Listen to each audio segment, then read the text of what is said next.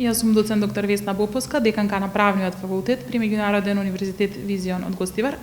Инаку сум првата жена која одбрани докторска дисертација на Војната академија во Република Северна Македонија во 2019 година. По вокација сум правник, но сум исто така и активист и апсолутно ги охрабрувам сите форми на женска поддршка и женско претприемништво, затоа што сметам дека родовиот мејнстрим е основата за градење на еднакво општество.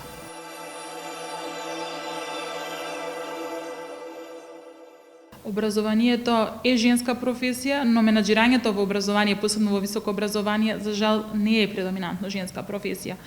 Тука има многу сегменти, тука е важна и академската слобода и универзитетската автономија, затоа што сами ги бираат практично своите раководители, наставниците, односно академскиот свет само одлучува за менаџментот во најголем број од случаите.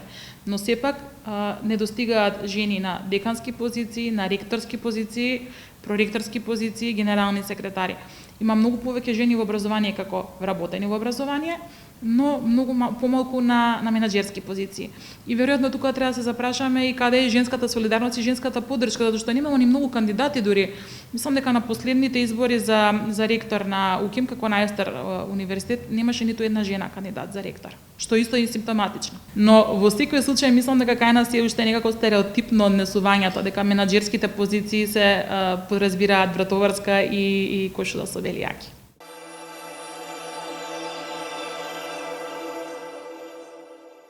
Мислам дека пандемијата особено го доведе до израз женското претприемништво, затоа што многу бизниси се ротираа и оние работи од дома што се правеа или бизниси кои се поттикнаа во пандемијата практично беа претежно водени од жени, иако можеби не ги поседуваат жени директно.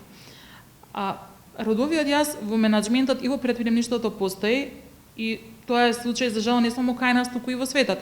Трендовите и во 21 век се сепак во надолна линија. Обично секогаш кога ќе настане економска криза, како што настана сега како последица на пандемијата и чии последици допрва ќе ги чувствуваме, први патот условно кажано маргинизираните групи или послабите заедници. За жал тоа е жената во случајот. Искрено се надевам дека тоа ќе се надмине забрзо, но тоа бара посветеност и волја на сите институции, на сите чинители на општеството, и на мажите и на жените. Многу сум горда што на нашиот универзитет има политика на родова еднаквост која апсолутно е важна и која менаџментот гледа да ја одржува на соодветен начин. Така секогаш имаме некој родов баланс и во менаџерските позиции, колку што имаме декани, толку имаме и деканки.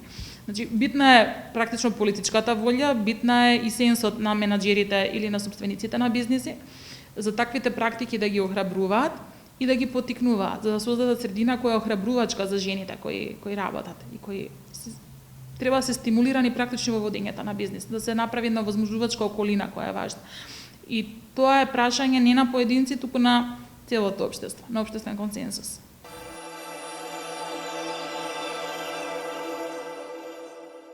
Очекувам и кога се пријавив, тоа ми беше визијата, дека по завршувањето на проектот ќе имаме подобрена средина или подобрена клима за женско претприемништво. Прво ќе имаме поголемо разбирање, второ ќе имаме сензитивизирање на јавноста и веќе ќе има, бидејќи е 3-годишен проект, очекувам дека последиците ќе бидат и краткорочни и долгорочни.